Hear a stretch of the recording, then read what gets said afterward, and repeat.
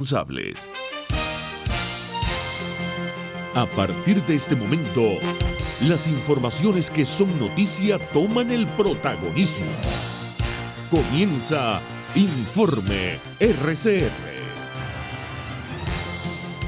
Muy buenas tardes, bienvenidos a este Informe RCR de hoy, 6 de julio de 2021. Estamos trabajando como siempre a nombre de Jaime Nestares en la dirección general de la estación, de Willy Zarcaya en la gerencia de producción, Marilia García en la coordinación de redacción, en la producción Génesis Rodríguez y en la dirección técnica Víctor Mejías. Les habla Argenis Barreto y los saludo a nombre de todo el equipo. Comenzamos con las informaciones. La alta comisionada de Naciones Unidas para los Derechos Humanos, Michelle Bachelet, indicó este martes que la cadena de mando responsable por crímenes en Venezuela debe rendir cuentas ante la justicia. Así lo expresó la comisionada durante el diálogo interactivo en el Consejo de Derechos Humanos en Ginebra, tras la presentación de su nuevo informe y en respuesta a las preguntas formuladas por algunos países referidas a la impunidad y la necesidad de rendición de cuentas en Venezuela.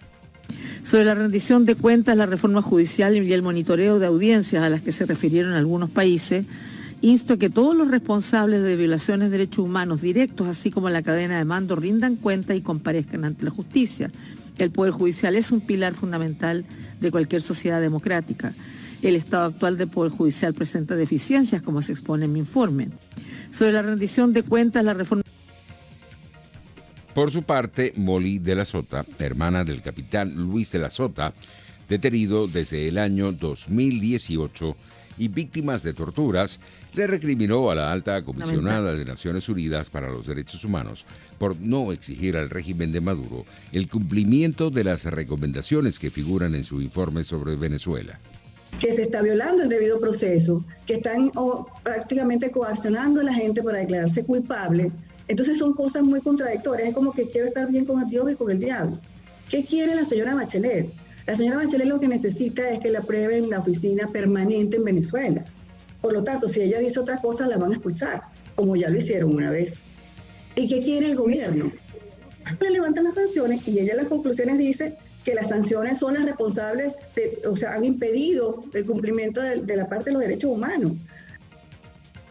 Sobre la propuesta de justicia transicional que figura en el Acuerdo de Salvación Nacional, la hermana del capitán Luis de la Sota aseguró que los familiares y las víctimas de violaciones a derechos humanos en Venezuela solo están dispuestos a negociar que haya justicia y reparación por los crímenes cometidos en el país para evitar que vuelvan a repetirse.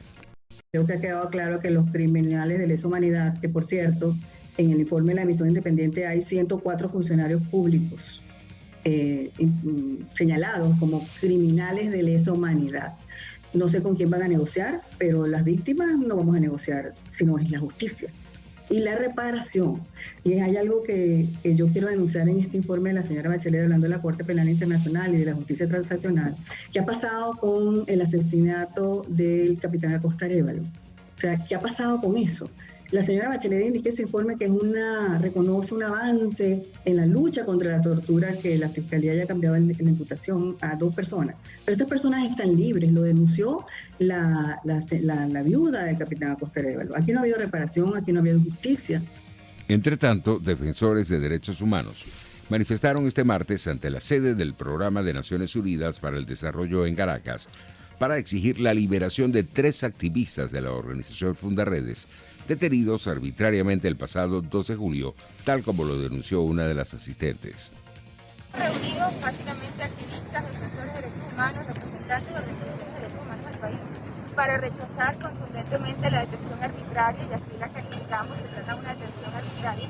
Recordemos que el grupo de Fundaredes, Javier y sus compañeros, fueron desaparecidos. ¿Okay? El hecho de que luego hayan sido presentados irregularmente ante un tribunal contra el terrorismo no niega que se trató de una desaparición por más de 24 horas. Luego son presentados de forma arbitraria ante un tribunal contra el terrorismo, se les niega que sean asistidos por sus defensores privados. Es decir, estamos hablando de una detención arbitraria porque al tratarse de una desaparición forzada.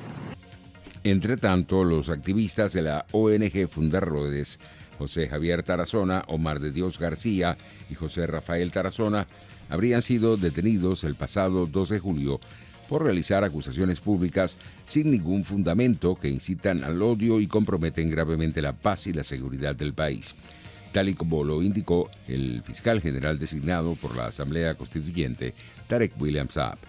Javier Tarazona denunció sin presentar ninguna evidencia, salvo una foto sin fecha, que existe una relación directa entre el Estado venezolano y grupos irregulares colombianos como el Ejército de Liberación Nacional y las Fuerzas Armadas Revolucionarias de Colombia, advirtió el funcionario, y aseguró que el activista supuestamente recibía instrucciones desde el extranjero.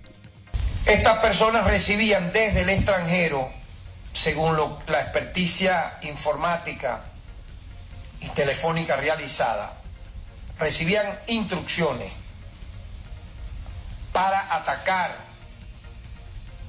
el Estado venezolano, las instituciones venezolanas y buscar alterar la paz republicana. Todo ello obviamente con la finalidad de que Venezuela sea catalogada a nivel internacional como un Estado promotor del terrorismo, cuando lo que preliminarmente estamos conociendo es que son más bien estas personas las que buscaban crear un clima en el país de desestabilización. En otras noticias, trabajadores de la salud de la maternidad Concepción Palacios protestaron este martes por los bajos salarios y exigieron ganar lo mismo que los diputados de la Asamblea Nacional Oficialista, tal y como lo indicó Marisol Carreño.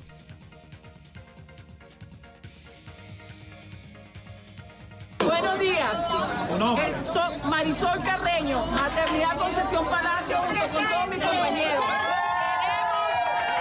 Queremos que nos reconozcan nuestro trabajo. No hemos parado desde que empezó la pandemia y seguimos consecuentes con nuestro trabajo.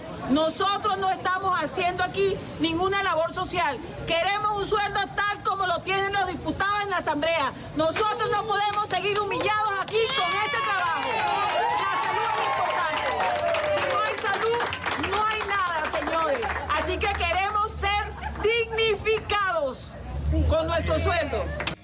Por su parte, el dirigente sindical de hospitales y clínicas, Mauro Zambrano, convocó a los trabajadores a la sede del Ministerio de Salud mañana miércoles para protestar por el incumplimiento del acta convenio de los trabajadores sanitarios y, si no hay respuesta, amenazó con una paralización de 24 horas para el día jueves.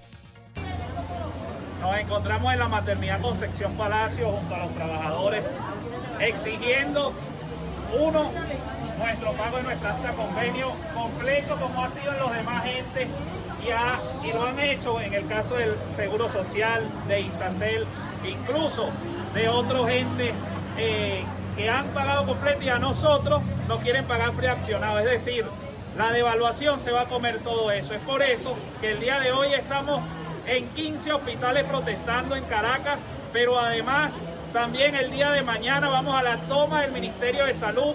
Y si no tenemos respuesta el día de mañana, el día jueves, todos los hospitales brazos caídos. No vamos a trabajar por la simple razón de que nosotros ya estamos cansados de prestar un servicio y no ser remunerados como es debido. En internacionales, otros 4 cuerpos de víctimas del derrumbe de un edificio de 12 plantas en la localidad de Surfside, en Miami-Dade, fueron hallados en las últimas horas, con lo que los muertos se elevan a 32 y la cifra de desaparecidos desciende a 113. De las 32 personas fallecidas, 26 han sido identificadas hasta la fecha. En total, 191 personas del edificio fueron localizadas con vida después del derrumbe ocurrido el 24 de junio, tal y como lo confirmó hoy la alcaldesa de Miami-Dade, Daniela Levin Cava. En otras informaciones, el Parlamento Europeo discutió este martes la situación de Nicaragua. Al término de su intervención, el alto representante de la Unión Europea para Asuntos Exteriores, Josep Borrell, aseguró que planteará ante el Consejo medidas restrictivas sin afectar al pueblo de Nicaragua. Además, agregó que trabajarán en coordinación con Estados Unidos y la Organización de Estados Americanos para hacer frente a la crisis en el país centroamericano. Por su parte, la vicepresidenta del Parlamento Europeo, Tita Sharamzová, condenó la represión en Nicaragua y advirtió que el país se está convirtiendo en otra Venezuela. Políticos opositores, activistas, sus familias temen por su libertad. Nicaragua se está convirtiendo en una Venezuela, un país bajo un régimen brutal donde más de 5 millones ya han emigrado.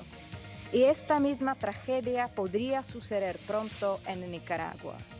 Pero hay una diferencia. Al contrario que Venezuela, la Unión Europea sí tiene un acuerdo de asociación con Nicaragua. Debemos utilizar esta herramienta para presionar al régimen.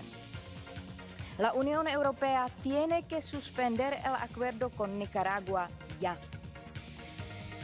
En Italia, el número de contagios y muertes por coronavirus, en descenso desde principios de abril, se ha parado en los últimos días, aseguró hoy el presidente del Instituto Superior de Sanidad Italiana, Silvio Brusaferro.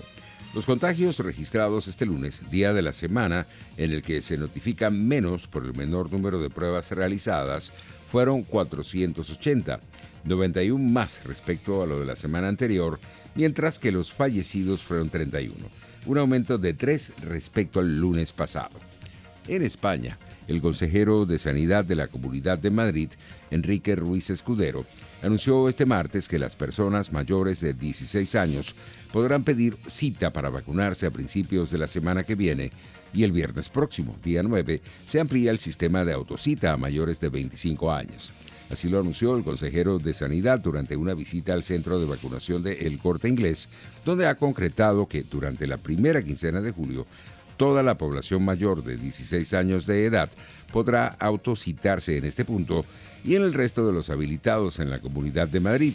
Por su parte, la ministra portavoz del gobierno español, María Jesús Montero, confirmó este martes que el 40% de la población en España ha sido inmunizada con 2 dosis de la vacuna contra el COVID-19. Manifiesto con los datos de vacunación al día de ayer.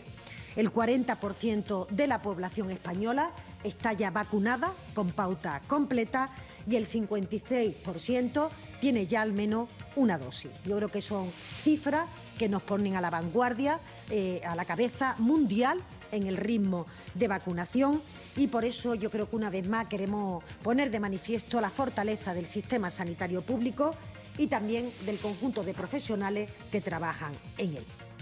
Por su parte, Japón busca a contrarreloj desaparecidos por lluvias torrenciales de este fin de semana, mientras las autoridades de la ciudad costera de Atami intentan determinar el número de víctimas del deslizamiento de tierra que arrasó decenas de casas, ya con pocas esperanzas de hallar supervivientes. La cifra oficial de muertos seguía siendo de 4 este martes, pero el plazo de 72 tras la catástrofe ocurrida el sábado, considerado crítico según los expertos para encontrar a personas con vida, terminó a última hora de esta mañana. En materia económica tenemos que el crudo de la OPEP cotizó el lunes a $75.71 por barril, 0,6% más que el viernes y su valor más alto desde el 30 de octubre de 2018, informó este martes el secretariado del Grupo Petrolero con sede en Viena.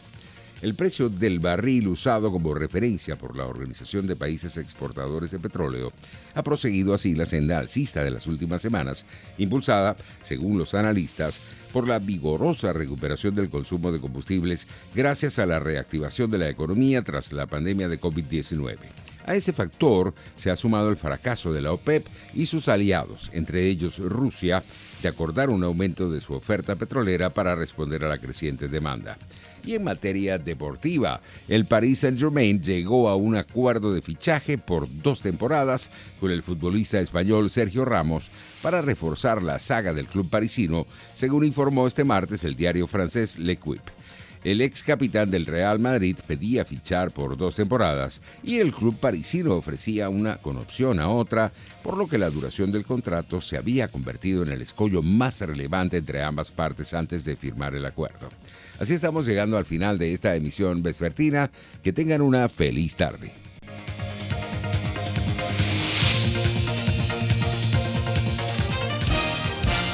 Hasta aquí este compacto noticioso. Manténgase en nuestra sintonía. porque estaremos informándole de la noticia al momento de producirse. RCR 750 AM.